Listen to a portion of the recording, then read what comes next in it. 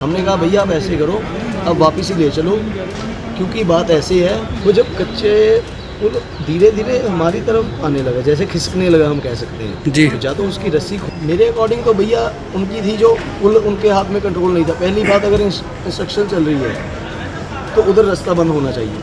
आप उसमें मौजूद लाइफ जैकेट तो पे कोई नहीं मिली लाइफ जैकेट, क्या आप स्टीमर वाले ने दी थी, क्या कह रहा था स्टीमर वाला? कुछ नहीं मिला हमें। जो 10 लोग हमने ढूंढे हैं वो भी हमने ही ढूंढे और हमने ही उठाए हैं, मैंने खुद उठाए हैं वो बांस के जरिए से। उस समय तक पुलिस या प्रशासन कोई पहुंचा था वहाँ पे?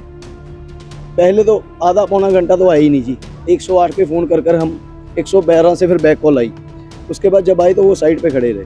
तब तक तो हम 10 बॉडी बाहर निकाल चुके थे। इस बार हम हर बार वैसे तो 2 ही होती है, इस बार हम 2 बस यात्रा लेके आए थे। और पहला दिन हमारा जो था शेड्यूल वो ऐसा था कि पहले दिन वृंदावन भ्रमण करेंगे सभी लोग अपना अपना जी। पहले दिन उनको वहाँ दे दिया था वृंदावन। और सुबह नाश्ता करवाने के बाद हम लोग करीब 1 बजे अपने जो मेंबर हैं वो निकले बाहर। हमने सोचा चलो यमुना जी दर्शन करके यमुना जी, उसके बाद हम मंदिर में गए। जब हम यमुना जी गए तो रास्ते में श्रृंगार हमने अपनी फैमिली को फ़ोन किया कि आप कहाँ हो। वो पहले मंदिर गए हुए थे, कहते हम निधिवन के पास हैं। तो हमने उनको श्रृंगार घाट पे बुला लिया। श्रृंगार घाट से हम सभी फैमिली और हमारे मेंबर नाव से जा रहे थे देवरा बाबा की समाधि पर। देवरा बाबा की समाधि पर जाने के लिए हमारी नाव में थे तकरीबन 25 से 30 लोग थे। और उसमें क्या था भी, वो जो देवरा बाबा की समाधि है, वो जो कच्चा जहाँ इंस्ट्रक्शन चल रही है ना जी, कच्चा पुल जहाँ बना हुआ है, कच्चा पुल के पास जाके जब हमारी दाऊ नाव वाला कहता भी ये नाव बड़ी है निकलेगी नहीं नीचे से, मैं छोटी नाव मंगवा लेता हूँ, उसमें शिफ्ट करके हम आगे चलेंगे। तो उस टाइम हमने देखा 247 हो चुके थे। हमने कहा भैया आप ऐसे, उसने छोटी नाव मंगवा भी ली और 4 लोग उसमें शिफ्ट हो भी चुके थे जी। हमने कहा भैया आप ऐसे करो, अब वापस ही ले चलो, क्योंकि बात ऐसे है कि हमको 3:30-4 बजे लंच भी देना है उनको तैयार करके, अब वापस ले लो। और इतने दौरान जो बातचीत कर रहे थे हम, तो उन्होंने एक बार नाव घुमा भी ली और हम वापस के लिए चलने लगे।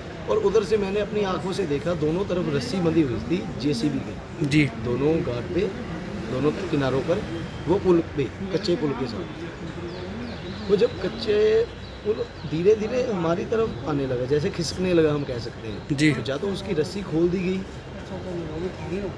या जेसीबी से वो सही कर रहे थे, उनको कंट्रोल नहीं हुआ, वो क्या हुआ मुझे नहीं पता। वो हमारी तरफ धीरे धीरे आने लगा। जी। हमारे नाव वाले भैया ने अपनी तरफ से बहुत कोशिश की और नाव भगाने की कोशिश की। भाई इधर वो अपनी तरफ वापस आ रहे हैं और उधर से जो पुल है वो हमारी तरफ आ रहा है। एक बार नाव बंद हो गई उसके बीच, उसने दोबारा स्टार्ट की फटाफट, और वो जो पुल था वो हमारी और तेज़ हो गया आने में। वो आके एकदम से हमारी नाव के बीच टकरा गया और हमारी नाव बिल्कुल नीचे दब गई, उसमें पानी भर गया। और जितने भी थे 28 से 30 लोग, सभी यमुना जी में पानी में गिर गए, किसी का कुछ नहीं पता लगा। फिर जैसे जैसे जिसने सर्वाइव किया ऊपर आए तो वो रिकवर हो रहे थे। बाकी कई लोग तो, कई के 8 से 10 लोग तो 10 लोग तो हो ही गए हैं डेड। तो वो बॉडी उनकी ऊपर आ गई थी, हमने फटाफट वो बाहर निकाल ली। अभी 6 लोग अभी भी मिसिंग हैं। 6 उनमें कौन लोग नाम है उनका जी, मनिक टंडन, पंकज मल्होत्रा, एक है जी ऋषभ शर्मा, एक है जी अपना यश पल्ला, और एक है जी मोनिका, और एक है जी अपना गुड्डू। ये 6 लोग अभी भी मिस हैं। 5 लोग हमारे ये हॉस्पिटल में दाखिल हैं जी। इनकी कैसी हालत है?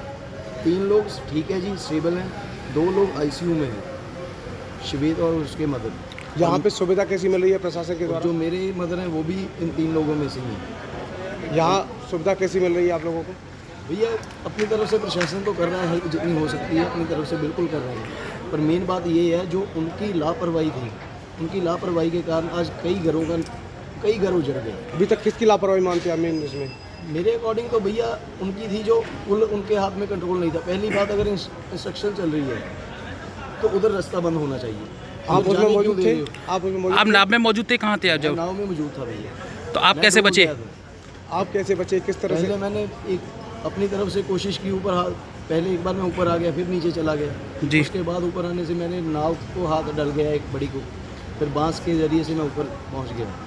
और उसके बाद बात ये है भी, अगर जो कोई लोग कह रहे हैं कि ओवरलोड होने की वजह से ये हुआ, जी। ओवरलोड होने की वजह से अगर ये होता तो श्रृंगार घाट से वो कच्चे पुल तक जाते हुए भी हो सकता था। आप 25-30 लोग बता वापिस तरफ भी वो सही चल रहे थे। जो भी हुआ तो वो तो हुआ तो उसके हिट करने उस से समय ना। आप कीर्तन कर रहे थे सब लोग? कीर्तन हम 2:45 पे कीर्तन कर रहे थे, तभी वो नाव मंगवा रहा था दूसरी छोटे वाली। हमने कहा नहीं जाना, आप वापस मोड़ो। उसी दौरान ये तो घटना। आपका एक वीडियो भी वायरल हुआ है जिसमें राधे राधे कर रहे हैं, क्या वो आप लोगों का ही वीडियो है? जी बिल्कुल, हमारी वीडियो है। जिस तरह से आप बता रहे हैं कि 25-30 लोग थे, जबकि प्रशासन द्वारा पंजाब सरकार द्वारा 37 लोगों की लिस्ट जारी की गई है। हमारे भैया जी 10 लोग की बॉडी घर जा चुकी है जी, जी। कल पोस्टमार्टम करवा के जी, आज सुबह 1 बजे के करीबन भेज दी गई।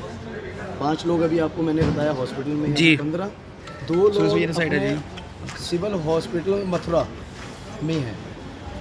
प्रशासन का कहना था कि वो सही हैं, पर वो उनकी लड़की सही थी, जो उनके मदर थे वो सही नहीं थे, उनका रंग चेंज हो रहा अब आप सरकार से क्या मांग करना चाहेंगे? 17 लोग हो गए जी, और बाकी हमारे 6-7 लोग बाहर आ गए हैं जी। प्रधानमंत्री ने 2 लाख रुपए मुआवजा मृतकों को और देखो 50,000 जी, मैं बताता हूँ जी। देखो 2 लाख जो उनने मुआवजा दिया वो छोड़ो, पहली बात ये है जैसे हमारे साथ हुआ किसी के भी साथ हो सकता है।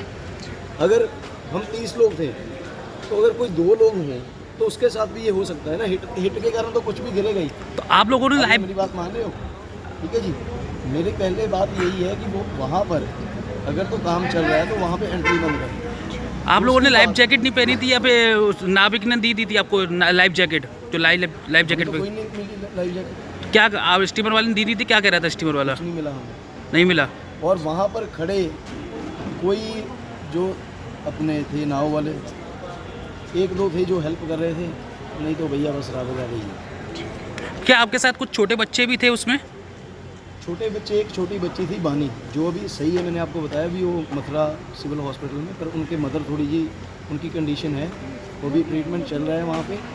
पर इनके प्रशासन के कहने के अकॉर्डिंग वो सही थे, पर वो सही नहीं थे। हुआ क्या, जब मैंने कल बॉडी पोस्टपोन करवाने के बाद भेज दी तो मैं अपने आश्रम गया जहाँ बस रुकी हुई थी। जी। तो मैंने आज सुबह बस 4 बजे, आप क्या इनके क्या आपका जिम्मेदारी थी इसमें? हमारा क्लब था जी, क्लब था, किस क्लब का? बांके बिहारी क्लब जगराऊँ। ठीक है। और अपने मैं सुबह गया आश्रम में तो मैंने दोनों बसें वापस भेजी।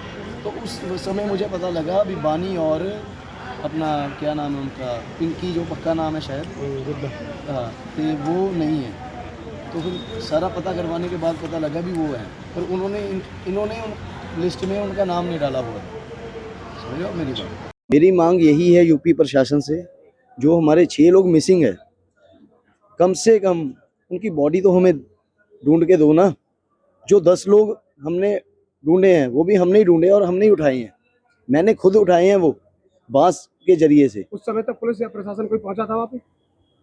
पहले तो आधा पौना घंटा तो आई नहीं जी, 108 पे फ़ोन कर हम 112 से फिर बैक कॉल आई।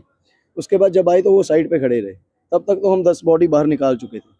रही बात 6 बॉडी को, तो हमें पता ही नहीं लगा कहाँ गए। स्थानीय गोताखोरों ने आपकी कोई मदद की थी? 2-4 थे भैया जिसमें से करने वाले, बाकी तो देखो हज़ारों की भीड़ थी, देखने वाले बहुत थे। ठीक है जी, मेरी मांग यही है प्रशासन से, जो हमारे 6 लोग मिस हैं, अगर तो वो सही हैं, किसी हॉस्पिटल में हैं, पहले तो सारे हॉस्पिटल अपने आसपास के हॉस्पिटल में पता कराएं, कहीं एडमिट तो नहीं है। जैसे उनके कहने के अनुसार बानी और वो पिंकी भी सही थी, पर वो सही नहीं थी, वो हॉस्पिटल में थी मथुरा में कल रात से। पहले ये पता करवाएं कि भी किसी हॉस्पिटल में तो नहीं है, अगर हैं तो उनका इलाज करवाया जाए, अगर नहीं है तो उनको ढूंढा जाए, और कम से कम हम उनके घर वालों को उनकी बॉडी तो देना, लास्ट टाइम वो उनको देख तो लें।